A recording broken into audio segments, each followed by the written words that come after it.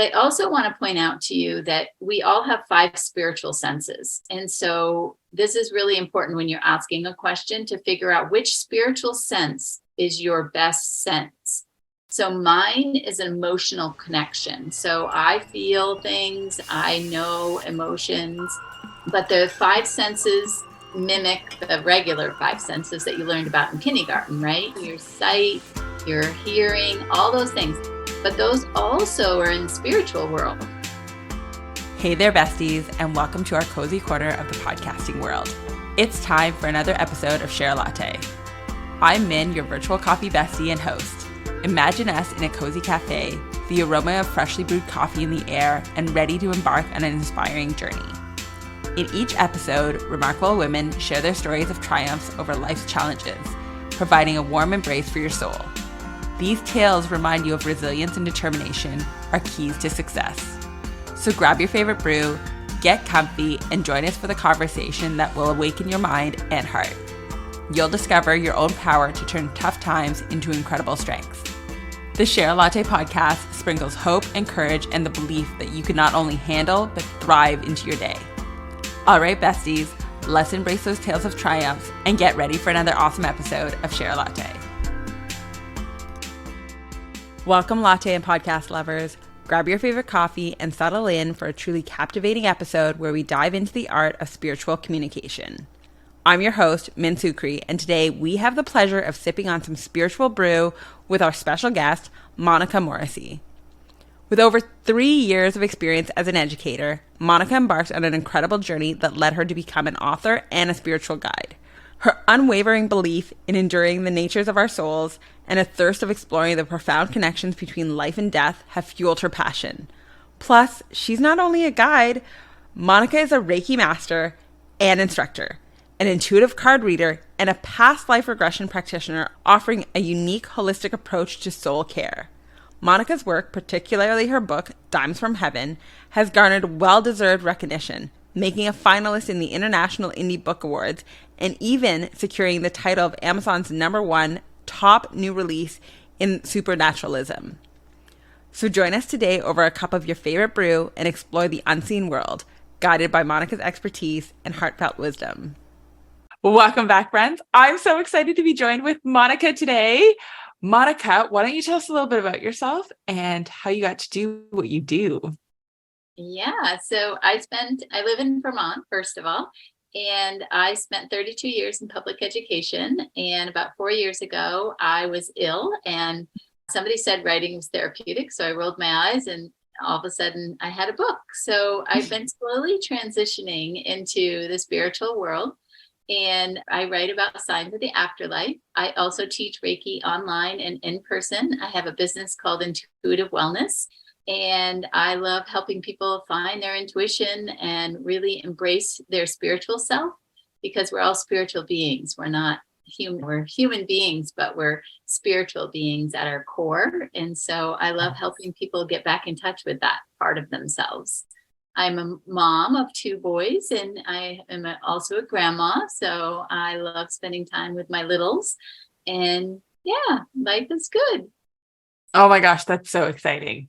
Okay, so the book that we're going to be talking about, the one that you're about to release, is on connecting with our spirits and getting a deeper insight on us. So tell us a little bit more about how we can connect with, are we talking about inner spirits or like the greater realm?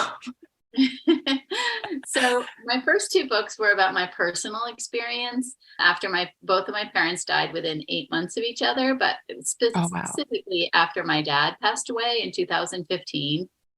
Some things started happening that were just such a synchronicity.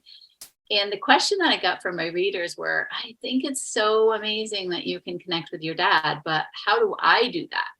And I wanted to give everyone has this ability. Some of us, I've been to lots of different mediums and I have received lots of messages. One of them was, the woman said, a dime a dozen. And I was sitting right in the front row and I held up my necklace that I was wearing. That's a dime from my dad. And it's a Liberty Head dime from his coin collection.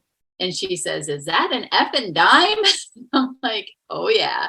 So I've been studying this kind of off and on for quite a few years, but I did it in secret because who like in the normal world or whatever, and I was working in public education, and are we going to talk about all this woo stuff, and is this really woo stuff, or is it just real?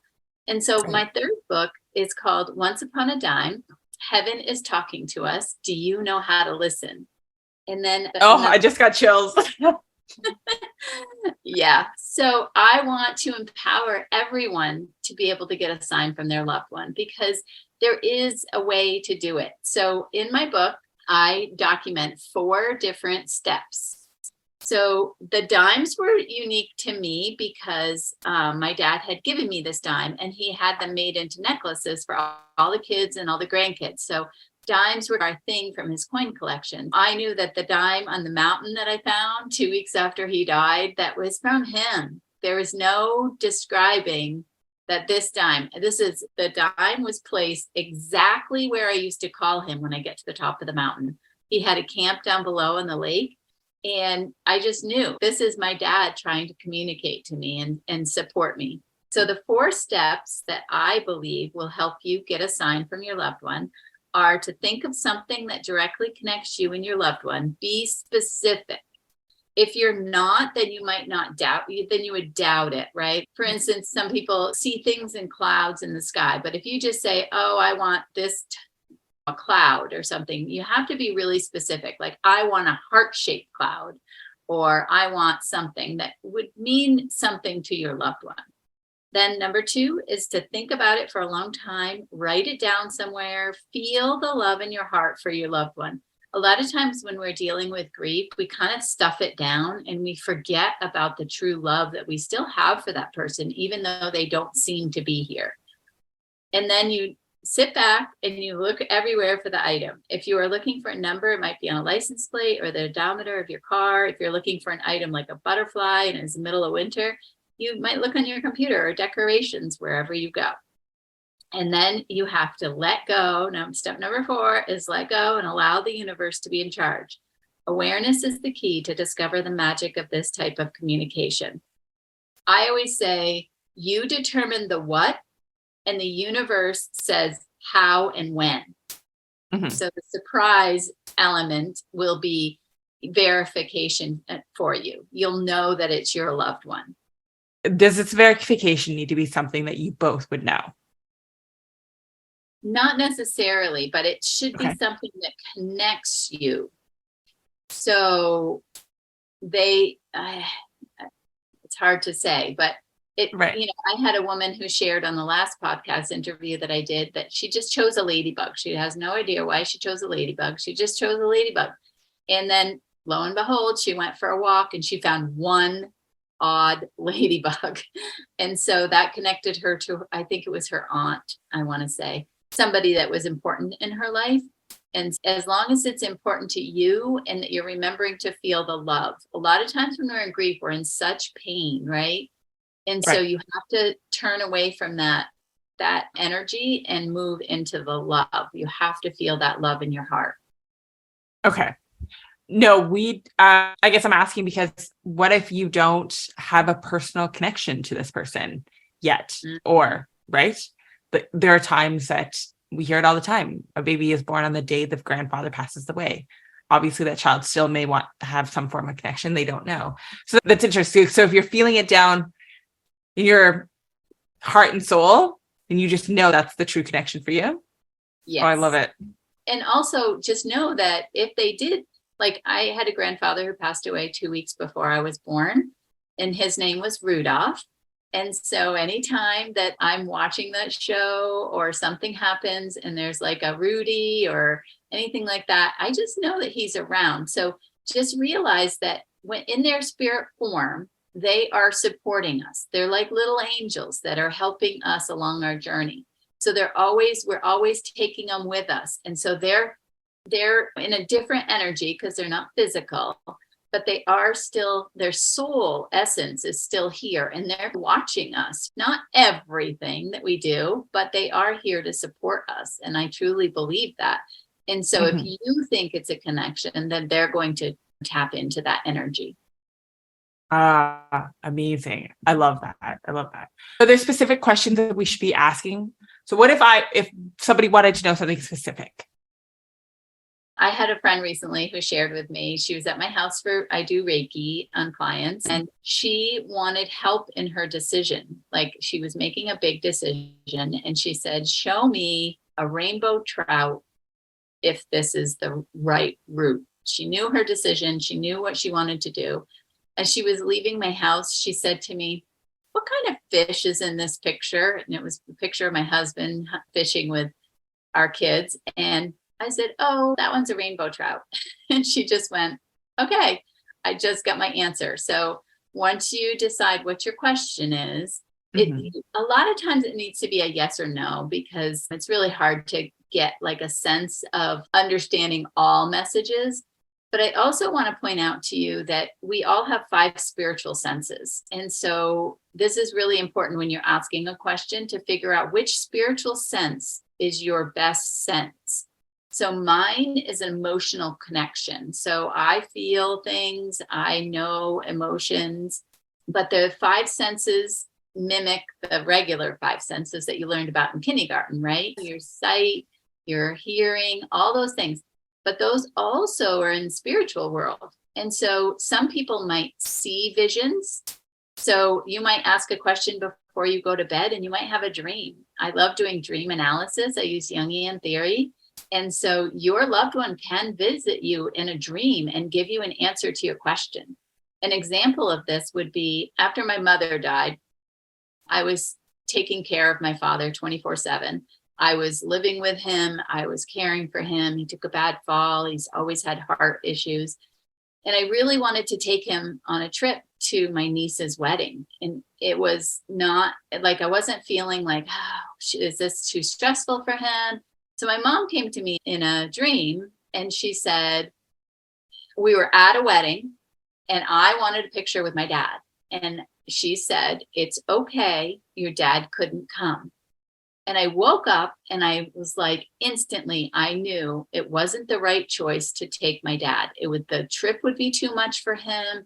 So I got my answer, right? Like I was struggling inside. And so dreams are a way for loved ones to contact us, like in between sleep and wake. So that's where you might get visions. You might also get sense, like some people smell roses and there's no roses around. Or you might hear things. Your intuitive voice might be sending you messages. Meditation is like the best way to shut off our brains and then be able to experience those senses in a different way. Right. Okay. Well, that's interesting. Okay. I need to sit on that for a minute. We might come back to this. What do you think is the best way? And I'm guessing this changes person to person because we're all different beings. But are there best practices that we should be doing?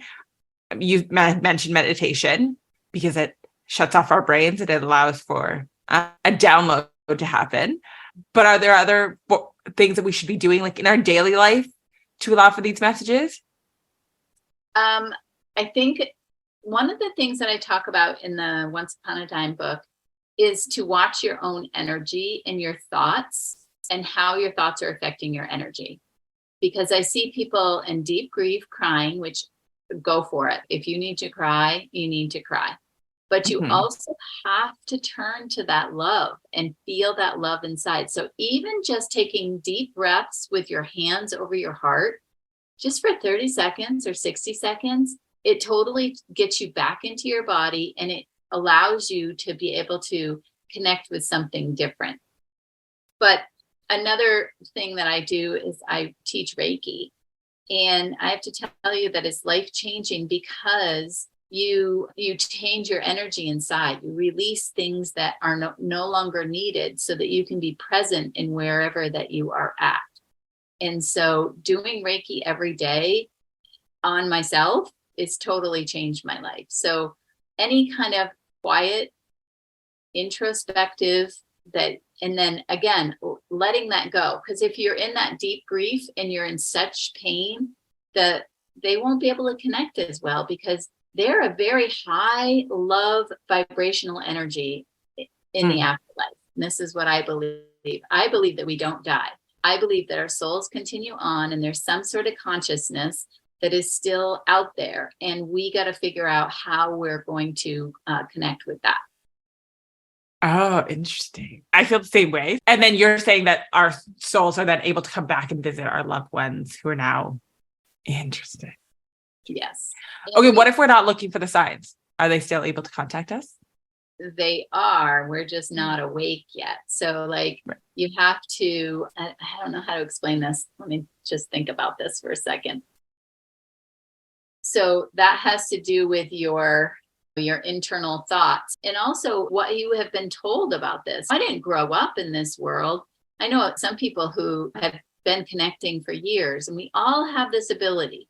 We go to mediums because they've really perfected their ability, but you have that internal ability, and it's our brains telling us, no, that's dumb. That doesn't work. All these things that society teaches us. And even in the movies and stuff, when somebody says, oh, I'm talking to dead people, what do people think? They laugh and make jokes about it. But what if it was really true? What if people could really do this? And we can all do this. Mm-hmm. Okay, so it really does mean being a little more tapped and in tune. Mm-hmm.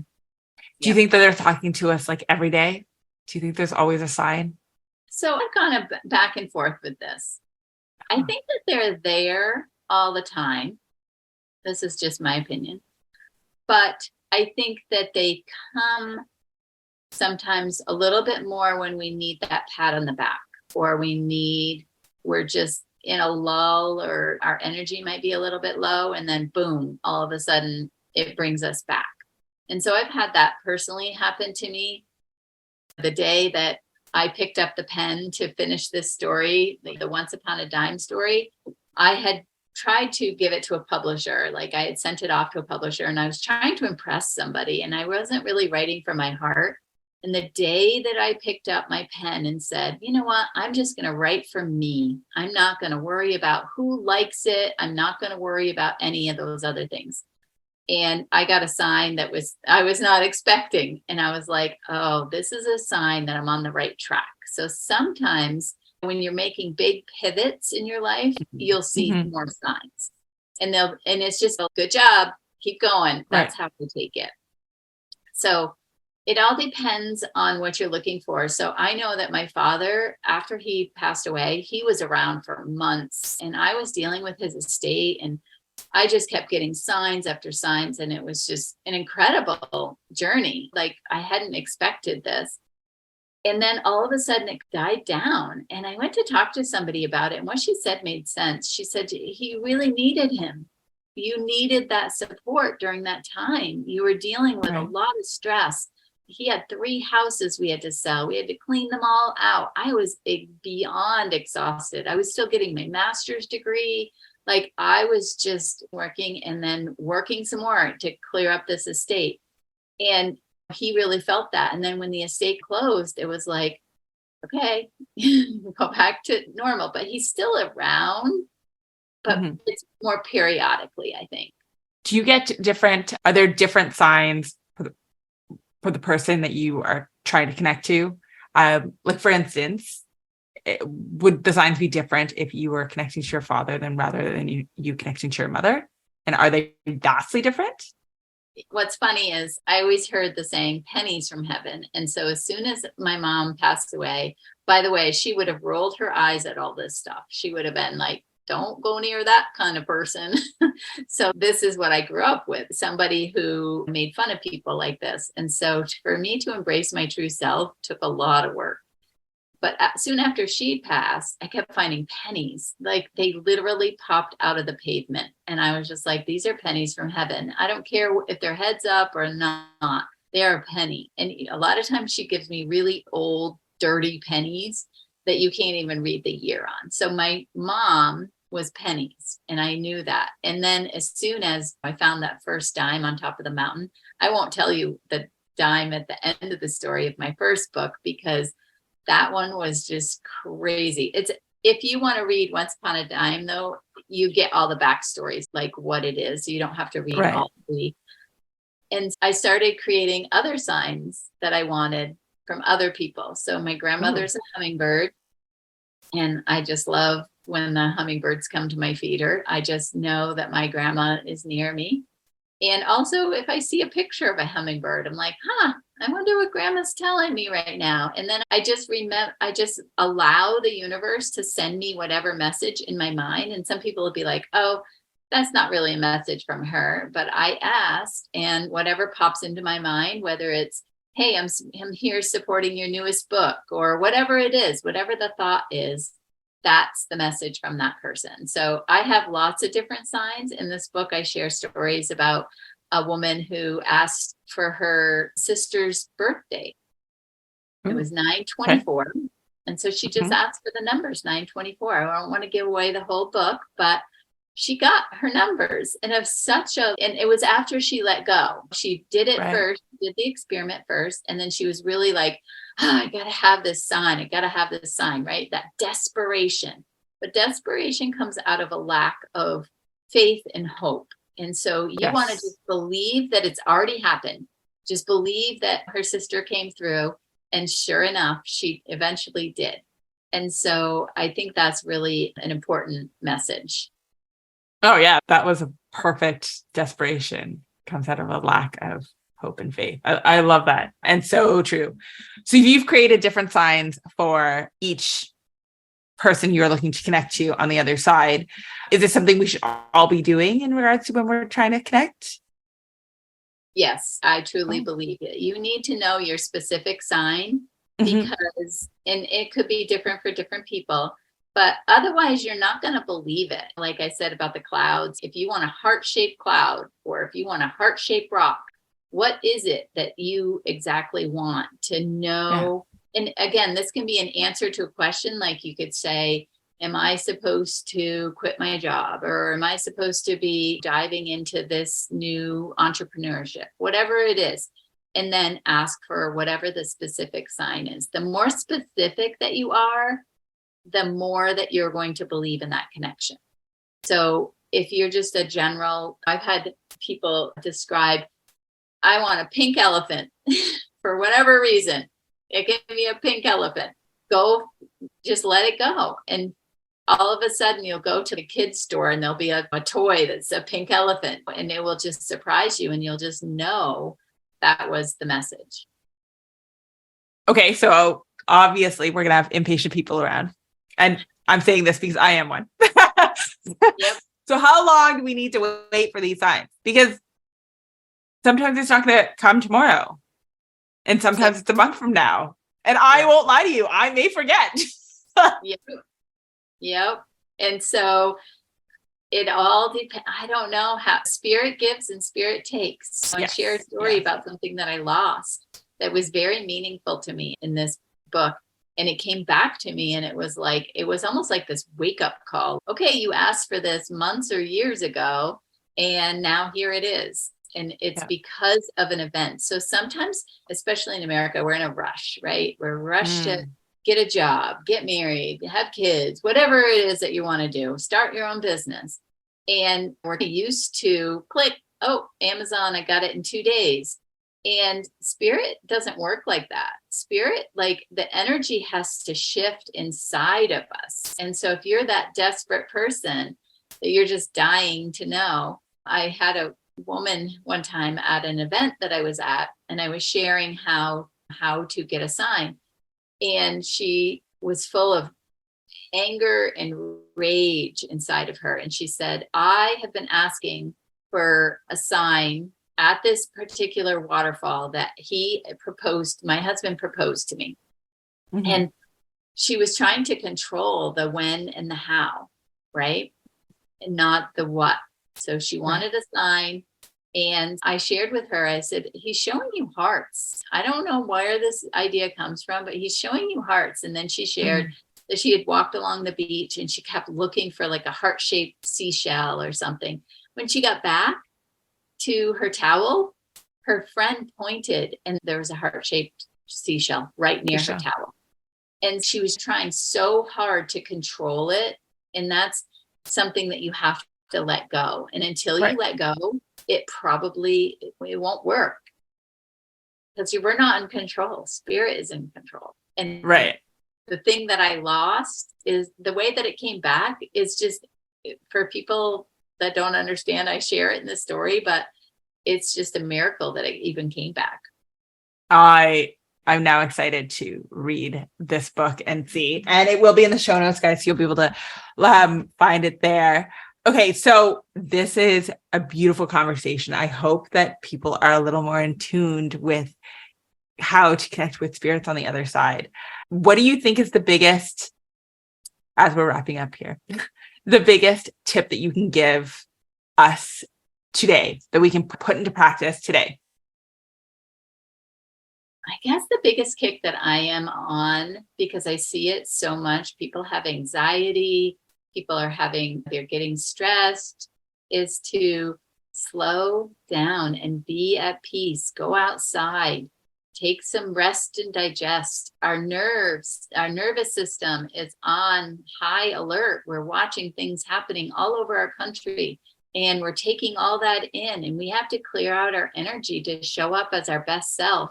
And the way that we do that is by resting. And that is not something that was in my vocabulary when I was working. I'm still working, but when I was a teacher, it was just go all day long, and I never stopped to rest. And when we stop to rest, then that's when the magic happens, and our spiritual connection is much bigger. And if you ever want to learn Reiki, that is life-changing. I'm watching some of my students, and they can't stop talking about their energy inside them. And so that's what I want to bring to people is, yes, connect to your loved ones in heaven, because that will help your heart, but also just let's stop for a minute and learn how to take care of our bodies. We're so disconnected from we're in our heads so much, and we got to reconnect with our bodies. And so just rest. And it's okay. Oh, I love that. And I think that once you're at rest and you're more at peace, this is really when you're going to see a lot more of those signs. That's amazing. Thank you so much, Monica. Where can people find you? And your book will be in the show notes, guys. So feel free to go to the show notes. I'll have it linked in the show notes. That's where you can buy her book. But where can they find you to connect further? Yeah. So Monica L. Morrissey, RRSSEY. And if you go to my website there and you sign up for my newsletter, you get a free PDF file of the grief journal that I just wrote. And I'm hoping that the journal prompts actually will help bring your loved ones closer. Because if you forgot to say this earlier, but if you write it down, then spirit really, it's like you're putting it out to the universe. Like you're saying, I'm really serious about this. And so there's some journal prompts in there that might actually help you with your connection. I also have a Facebook group. It's Dimes from Heaven. You can search it and come join. That's where I'm most active. I also have an Instagram. It's called Dime from Heaven. Only one dime, because the other Dimes from Heaven was taken. And yeah, connect with me and share some stories. I love hearing stories. I also have a card deck that's called Heaven's Messages. And you can draw a card and get a message from your loved one, something that you might want to know about. So a lot of people are getting them. That was just released also. And so people are getting them and sending to me which cards that they drew and how it connected to their loved one. So I just love that. Amazing. I love this. I also love that there's a card deck. I love that. Thank you so much, Monica. One final question. What is your favorite coffee order? Coffee? Mm-hmm. Oh, that's right, because we're having coffee. Yeah. So I am a simple person. There's nothing simple but coffee. I just like black French vanilla. And oh my gosh, that's so funny. You're like the second guest this week who has told me that they like her coffee black. I love that. Okay. Do you have a specific bean? French vanilla is so I actually, and I'll put this out there. So some of the reason that I'm doing what I'm doing is because I've been ill. I'm a Lyme warrior, and I'm also a mold and heavy metal toxicity. So if anybody's interested in hearing more about that's a whole nother story. But I researched there is mold in coffee, and some people can handle it, but some people with mold toxicity can't. So I actually use Purity coffee that's tested for mold free. Ooh, This coffee journey of learning all about different things. I can't have tea. Tea is filled with mold too. It used to give me like wicked brain fog when I drank tea. I wanted to be like a tea drinker, that calm, mellow person. That's not happening. That wasn't for you. I just love my coffee, and I just love it just black. And I love a half an hour first thing in the morning with nobody talking to me. A woman after my own heart. I'm the same. Totally with you. Yeah. Thank you so much, Monica, for joining us today. Thank you so much, friends, for listening in. Thank you. Thank you, Monica, for spending time with us today. Your words have become a delightful caffeine boost for our spirits, stirring our curiosity and filling our cups with a deeper appreciation for the communication from our spirits. Your commitment to uncovering the links between our world and the ethereal, your unwavering belief in the everlasting nature of our souls, serves as a powerful reminder of the wonders of both this life and the afterlife, and what they both have to offer. Until next time, besties, stay curious, stay open, and keep seeking the extraordinary in the ordinary. If today's episode warmed your heart, please hit that subscribe button and join me on future journeys. Enjoyed the chat today? Your thoughts and feedback mean the world to me, and they really help others find the magic in Share Latte. Every story enriches our journey. Remember, you can turn your trials into triumphs and your scars into stars. Keep believing and keep chasing those dreams. This is Min taking her last sip from the Share Latte podcast, where life happens and coffee helps.